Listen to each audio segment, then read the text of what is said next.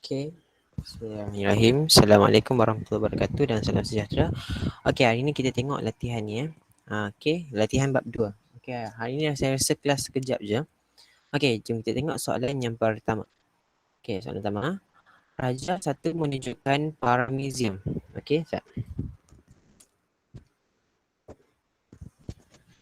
Raja satu menunjukkan paramecium yang hidup di air tawar. Jika struktur P tidak berfungsi, apakah yang akan berlaku kepada paramecium? Okey, first kali kita kenal pasti. Kita kenal pasti dulu. P ni apa? Okey, P ni adalah vakuol. Vakuol apa? Vakuol mengecut. Kita kena ingat paramecium adalah satu unit sel yang sangat sempurna, sangat yang perfect lah. Sebab apa? Dia ada dua vakuol mengecut. Jom kita kaji balik function vakuol mengecut ni apa. Okey, dalam masa yang sama kita kena belajar jugalah yang balik dulu. Okey, vakuol mengecut. Mana vakuol mengecut? Vakuol mengecut fungsi dia terdapat pada pemakanan. Bukan makanan. Silap. Vakuol mengecut. Okey, vakuol mengecut. Mana? Tak ada lah. Tapi kita terus jawab. Okey. Apa yang berlaku kalau vakuol mengecut ni tak ada? Soalan tertanya. Apakah yang akan berlaku jika vakuol ni tak ada? Okey, kita kena fikir apakah function vakuol? Okey. Kita padam balik. Okey. Kita kena tahu function vakuol. Okey, ni vakuol. Kita kena label lah. Ni vakuol mengecut. Vakuol ni kita tahu dia tempat simpanan. Tempat simpanan apa? Tempat simpanan nutrien kan, kita belajar tu air, garam. Okey. Jadi, kita kena ingat bila air masuk ke dalam, dia akan diproses dan dibawa keluar. Okey, vakuol mengecut kalau tak ada. Okay, kalau span kan, span kita letak di dalam bekas yang kosong. Lepas tu air kita letakkan air dalam bekas tu. Lama-lama air span tu akan menyerap.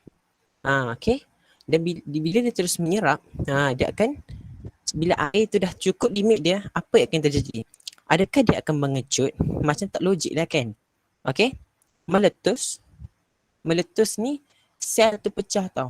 Sel ni dia akan pecah ataupun mengembang. Mengecut ni memang salah lah sebab span ni dia kurus dulu. Contoh span kurus. Bila air masuk dia akan mengembang. Mustahil lah kalau mengecut. Kita potong terus mengecut. Antara meletus dan mengembang. Kita kena tahu, okey, normal dia hanya mengecut dan mengembang saja istilah dia. Mengembang atau mengecut.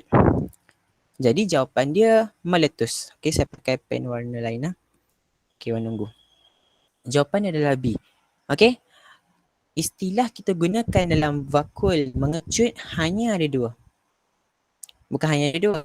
Kita tahu, okey, yang wujud kita tak boleh katakan mengecut ni masalah. Sebab ayat masuk kan, macam seperti saya cakap. Mengembang ni dalam keadaan normal. Ni normal je dua-dua ni. Kalau vakuol ni tak ada, barulah dia akan meletus. Sebab apa? Air masuk terlalu banyak sehingga macam itulah. Okay. Next question. Soalan nombor 2. Okay, warna biru. Okay, soalan nombor 2. Raja 2 menunjukkan suatu organ dalam sistem badan manusia. Apakah sistem ini? Okay, kita kenal pasti dulu. Okay, tip dia kenal pasti dulu. Kenal pasti. Ni ada jantung. Okay, jantung terlibat dalam sistem apa? Okay. Jom kita tengok. Sistem peredaran darah. Macam betul. Okay, kita KIV dulu. Kita tick. Okay, sistem pencernaan. Adakah jantung terlibat dalam sistem pencernaan? Tidak. Pencernaan hanya melibatkan usus. Okay, kalau conteng tahu. Biologi ni kena conteng. Okay, conteng. Jangan tak conteng. Saya nipiskan lagi. Okay, dia melibatkan usus. Allah. Cantik sangat. Sorry. Okay. Usus. Lagi apa? pun di pencernaan ni dia melibatkan unsur-unsur kecil lah kan. Okey. Sistem saraf. Tak logik sangat sebab apa? Sistem saraf ni dia melibatkan saraf lah. Jantung tak ada kena-mengena. Dan sistem rangka. Rangka kita ingat tulang. Jadi jawapannya adalah A. Sistem peredaran darah. Kita belajar dulu waktu sekolah ni. Vena artery, oksigen masuk sini, keluar ke mana, ke sini, ke situ kan. Macam itulah. Okey. Soalan yang ketiga. Okey. Soalan ketiga.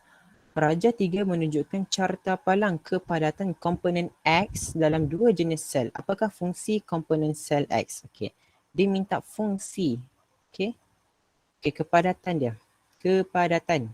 Maksudnya banyak tang mana. Okey. Dekat sini sel otot penerbangan. Kita lihat sel otot ni. Dia bagi clue dah. Dan sel sperma. Okey. Jadi saya dah ajar dari tu. Allah silap, sorry. Okey. Kita ingat sel apa yang menggerakkan otot tu, yang beri tenaga. Okey, clue dia tenaga dah kat sini saya bagi. Jadi tenaga dia melibatkan apa? Tenaga, Allah Allah. Tenaga dia melibatkan mitokondrion. Okey. Mitokondrion tapak penjanaan tenaga. Sekaligus diberi tenaga kepada sesuatu untuk menggerakkan sesuatu. Okay. Jadi, kita tengoklah mengawal tenaga. Okey, betul. Tak apa, jom kita kaji memang betul dah ni. Mengawal aktiviti sel salah sebab apa? Yang kawal aktiviti sel adalah nukleus. Okey, korang conteng Ni fakta, ni kena ni. Merembeskan mukus ni bukan. Merembeskan mukus silap saya ribosom. Saya tak ingat. Okey. Dan mengubah suai protein. Mengubah suai protein adalah jasad Golgi. Okey, korang conteng. Okey. Soalan yang keempat. Antara bahagian berlabel A, B, C dan D, yang manakah mempunyai kebaratan mitokondria? Yang paling tinggi. Mitokondria ia melibatkan tenaga. Okey, jadi jom kita tengok. Yang ni dekat mana ni? Dekat pokok. Wow. Okey, jom. Okey, kita tengok. A ni daun. Okey, A ni daun. Ini daun. Yang ni akar. Yang ni batang.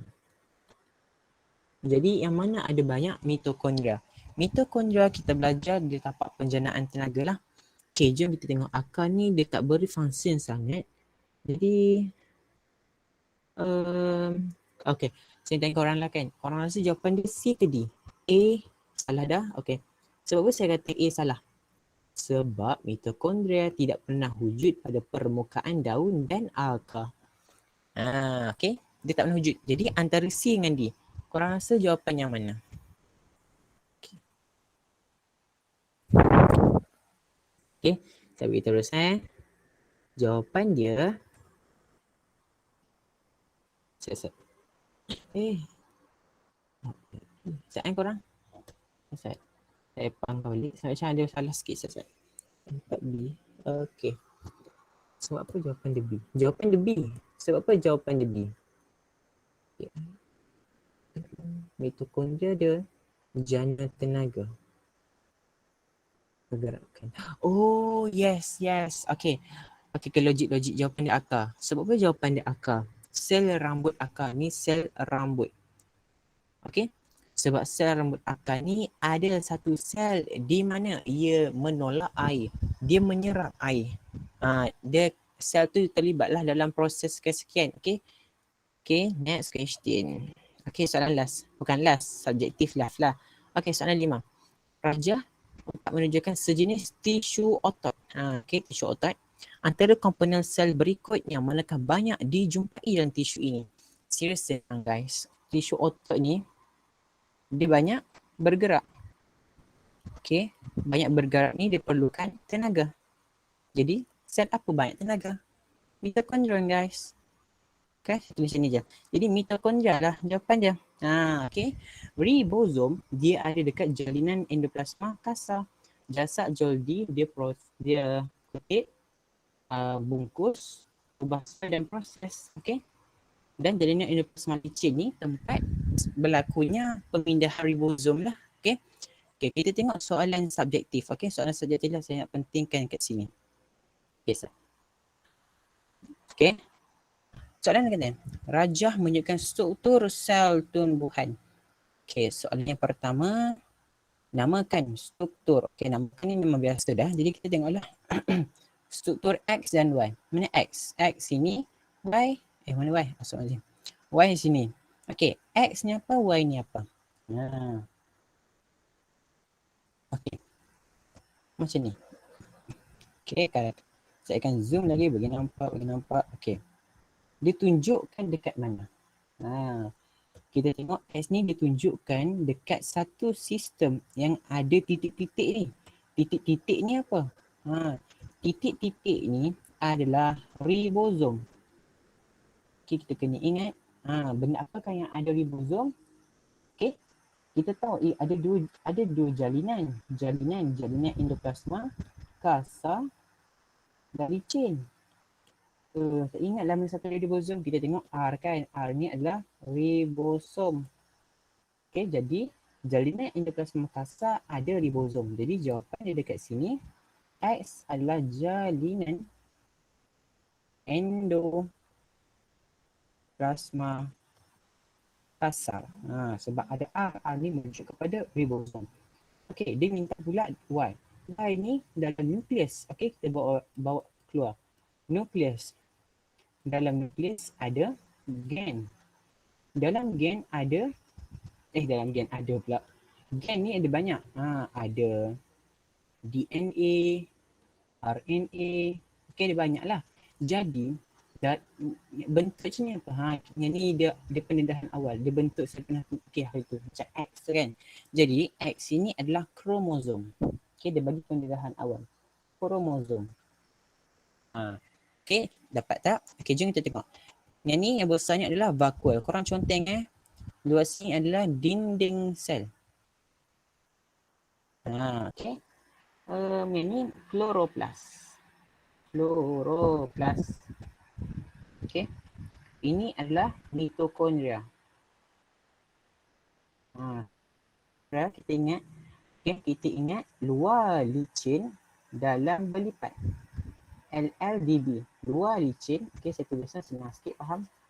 Okay, warna merah tak cantik. Okay, inilah. Okay.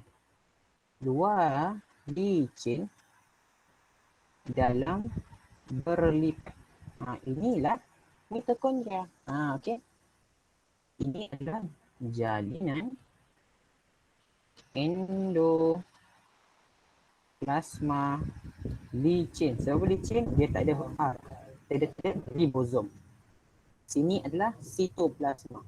Sitoplasma ni dia bukan apa? Dia adalah macam jelly tau. Jelly. Okay. Okay, jom kita tengok seterusnya. Okay, lukis dan label struktur unit asas komponen yang membentuk struktur Y. Benda apa Y ni? Y adalah kromosom. Jadi dia suruh kita lukis bukan kromosom. Lukis dan label struktur unit asas bagi komponen utama. Komponen utama maksudnya dalam kromosom tu ada apa? Kromosom. Ada apa? Dalam dia tu ada apa? Jadi, okay, ini dia bagi penilaian awal. Saya tak tahu sebab dia bagi penilaian awal. Jadi tak apa, saya akan bagi jawapan kepada anda. Okay, jom kita tengok ni. Okay, lukisan dia macam ni je. Okay, saya tulis warna biru, warna hitam lah. Okay. Okay, korang ikut Okay, lukis sini, korang akan belajar tapi dia bagi penilaian awal. Tapi saya tak tahu sebab apa. Tak apa, jom je kita buat. Okay. Dia macam bentuk, tak ti nak lukis. Lukis je lah. Okay. Yang ni pentagon. Saya tak ingatlah bentuk macam ni. Macam rumah ni kan. Lepas tu sini ada satu petak. Dan kita sambungkan. Sini dan ke sini. Ini adalah komponen asas. Jom kita label. Okay, dekat sini dia bagi satu markah saja. Jadi jangan salah lah. Ini kita akan belajar jugalah. Tak apa, kita tulis je. Nanti kita ulang kaji balik. Ini adalah kumpulan fosfat. Okay. Ini adalah gula pentosa. Dan ini adalah base bernitrogen. Okay. Ini tak penting pun. Kita proceed je. Soalan yang seterusnya. Okay. Sel tumbuhan, sel tumbuhan lagi direndam dalam air suling selama setengah jam. Sat korang bab 2 form 4. Betul lah aku belajar dah. Okey, betul. Okey. Terangkan apa yang berlaku kepada struktur Z. Dia masih berkait tau. Struktur Z ni apa kita tadi kat atas. Kita tak label pun tadi. Z. Struktur Z. Mana Z? Okey, Z adalah vakuol. Okey, kita label dah tadi. Z adalah vakuol. Kita ke bawah balik. Z adalah vakuol. Jadi, sel tumbuhan P direndam di dalam air suling selama setengah jam. Jadi apa yang akan berlaku kepada struktur vakuol? Okey, kita kena bagi ayat yang paling betul lah. Okey, kita guna istilah biologi. Okey, okay, saya zoom bagi yang besar. Okey, kita katakan markah yang pertama kita dapat air. Kita kata air suling lah. Kita tulis air ataupun korang tulis air saja cukup dah. Okay, kita tulis air saja. Air meresap masuk ke dalam vakuol. Ataupun dalam exam korang tak tahu struktur Z ni apa, korang tulis je ke dalam struktur Z. Boleh juga secara apa? Okey, secara osmosis. Okey, pendalahan awal juga tak apa. Osmosis. Osmosis adalah pergerakan air. Okey, dia melibatkan pemindahan. Dia pindah. Sebab kita kata pindah? Pindah H. Okey. Sebab sel tumbuhan direndam dalam air suling. Maksudnya sel tumbuhan ni, okey, contohlah sel tumbuhan ni adalah spine. Okey, ni spine tau. Okey, spine. Ini adalah bekas yang berisi air suling. Jika dimasukkan, kita guna istilah bila kita letak spine dalam ni, dia akan meresapkan. Jadi kita guna istilah air meresap masuk ke dalam vakuol secara osmosis. Secara osmosis. Okay, titik. You got 1 mark. Dapat 1 markah. Okay, tahu tu. Dapat 1 markah. And then, okay. Dan kita kena tahu juga bila vakuol tu menyerap air, vakuol tu jadi apa? Vakuol akan mengembang. Vakuol akan mengembang. Kita kena tahu, kita belajar hari tu. Vakuol mengembang, okey, vakuol mengembang dan ia menghasilkan tekanan segah ataupun korang tulis dia terus vakuol mengembang dan menolak sitoplasma ke dinding sel. Sebab apa dia tolak sitoplasma ke dinding sel? Sebab dia serap air, lepas tu dia nak bawa keluar balik air tu. Itu istilah dia. Macam itulah tugas vakuol. Dan menolak sitoplasma ke dinding sel. Jadi maksudnya dinding tu kembang. Bukan? Nak katakan sel tu dalam keadaan yang paling baik. Kalau air tak meresap masuk, sel tu akan jadi macam tak cantik. Segah ni dia bagi perkataan terlalu awal. Tak apa, saya takkan dedahkan. Nanti akan dedah pada ni. Dan menolak sitoplasma ke dinding sel. Dapat 1 markah sini. Jadi sini soalan 2 markah. Dapatlah 1 sini, 1 sini. Soalan yang kedua ditanyakan, sebab apa? Terangkan mengapa. Disuruh kita bagi kerana lah jawapan dia. Sel tumbuhan P tidak pecah. Sebab apa tak pecah? Okey, kita kena tahu ini dia melibatkan sel tumbuhan. Okey, saya akan tunggulah. Jadi sel tumbuhan. Sel tumbuhan. Kita kena ingat, sel tumbuhan ni bentuk dia, kita kena tahu dinding sel dia tu kuat. Ataupun kita panggil dia tegak. Okey, istilah dia tegak. Jadi kalau dia kuat atau kukuh lah, senang. Tegak ni korang kadang tak faham juga. Sel tumbuhan ni, okey, sel haiwan bentuk tak tetap sebab apa? Tak ada dinding sel. Okey, depa ada ni, dia kuat sebab apa? Ada dinding sel. Okey, korang conteng. Okey, jadi kita bagikan alasan. Okey, tulis kat sini kerana dinding sel, okey, Dinding sel pula. Aduh. Kan dinding sel. Dia terpengaruh. Okay, sorry. Kerana sel tumbuhan P, okay, mempunyai apa? Mempunyai dinding sel. Dinding sel. Okay, kita bagilah ciri-ciri dia sikit. Dinding sel yang kuat. Okay, kita tulis je kuat. Titik. Dapat satu markah kat sini. Kita bagi dia sebab and kita bagi jawapan and kita bagi reason sekali. Okay? Ataupun korang bagi dia macam mana? Korang bagi dia fungsi dinding sel tu yang berfungsi, bukan yang. Okay? Untuk mengekalkan bentuk. Mengekalkan bentuk sel. Okay? Mengekalkan bentuk sel ni dia ada fungsi dia lah. Ataupun korang tulis, memberi sokongan. Ini jawapan dia. Jadi, dalam bina ayat ni kan, korang boleh je just dapat satu markah. Okay, kalau soalan suruh terangkan, kita bagi dia sebab. And then kita bagi, kalau ayat kedua ni kan kita bagi dia fungsi boleh. Fungsi ni merujuk kepada yang atas ni tau Ustaz. Okay, fungsi ni mesti merujuk kepada sebab dia yang terlibat. Sel apa yang terlibat. Okay. Next question. Juga sini dia markah lah kan. Okay. Ni. Okay. Tisu parenkima, kolenkima. Okay. Raja Dua menunjukkan dua contoh tisu yang terdapat dalam tumbuhan. Tisu parenkima dan tisu kolenkima. Jadi dia suruh nyatakan satu ciri bagi setiap tisu. Okay, saya dah bagi rumus dah dekat sini. Parent, okay. Parent, kita ingat apa? P. P ni merujuk kepada piring. Piring apa? Piring nipis. Jadi benda apa yang nipis?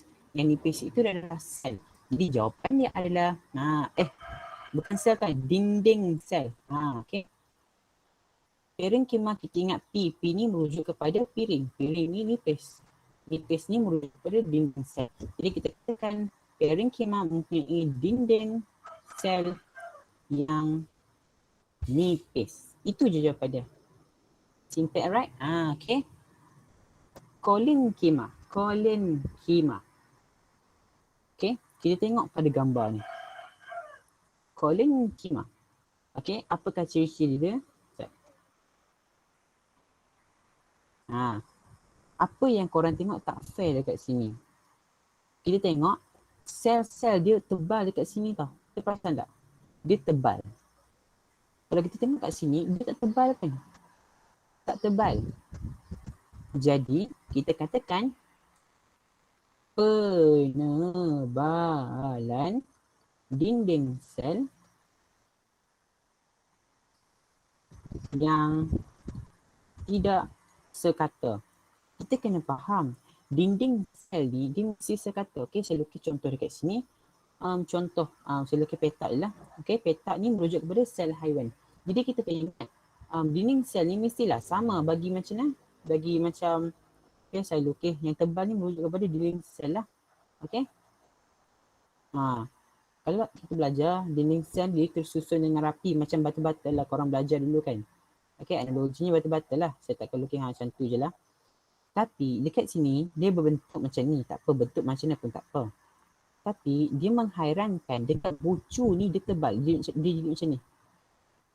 Dekat sini dia tebal. Saya tak, kamu tengok belajar ni balik lah.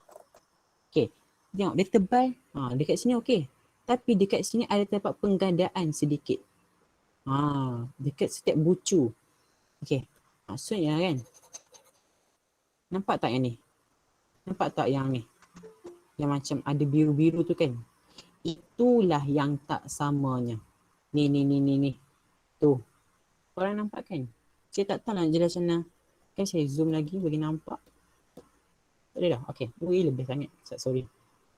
Okey, saya zoom bagi besar ni okey, nampak kan? Okey, saya padam balik. Kita nak katakan dinding sel itu dia terbentuk tak cantik. Tengok ni. Dekat sini dia ada sini. Bucu. Pada setiap bucu ni ada pertambahan dia. Dia tak sekata. Okay, tak sekata. Jadi ni, saya colourkan warna biru ni. Okay, bayangkan kalau saya colourkan warna biru ni, dia merujuk kepada apa kita kata? Dinding sel tu. Nampak dia beza tang mana? Okay, bucu ni, dia warna biru ni bukan warna biru. Okay, kita tengok. Dia beza tu tang mana? Jadi kita kaji kan. Cacatnya dinding sel ni sebab apa? Ada lengkuk. Bentuk macam ni tiba-tiba ada macam sudut tu. Inilah tak sekata. Okay, itulah beza dia. Okay, itulah soalan last. Okay. Okay, itulah soalan last. Okay. Jadi, berapa minit je kelah ni saya tengok balik. Sekejap je saya rasa. Sebab dia tak boleh balik lama-lama. Takut line problem kesian pula apa. Okay, jadi itulah latihan kita pada hari ini. Okay. Kalau boleh, saya dah upload dah segala, ikut bab lah, saya dah upload dah semua latihan yang mengikut KIS SPM bab 2 sampai bab 12.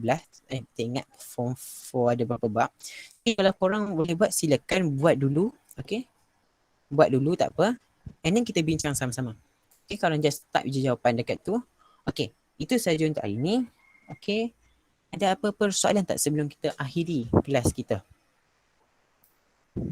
Ada tak? Kalau tak ada, set.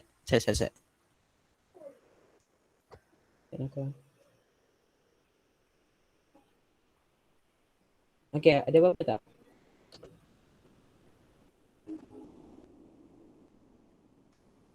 Kalau tak ada apa-apa, okay, itu sahaja daripada saya. Okay.